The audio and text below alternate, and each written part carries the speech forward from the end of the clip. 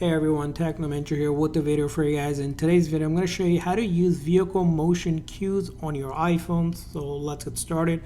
Now, first requirement is that you do need this phone to be on iOS 18 or a newer version. And after you updated your phone to this version, what will happen is you'll be able to go into your setting and then go to accessibility right here. And once you go to accessibility here, we're going to look for motion. So you're going to tap on motion.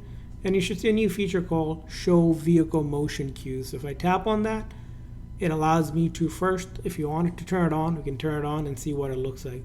So basically, when the vehicle moves, these dots that you're seeing will also move to help reduce any motion sickness in a vehicle that you have. Now you also have the option to do automatic, which the phone will detect when you're in a vehicle and it's moving, it'll automatically activate those and you'll see those. So either option are going to be the ways to use it. If you use it, you should be able to see improvement in motion sickness, but this is how you can go ahead and use it.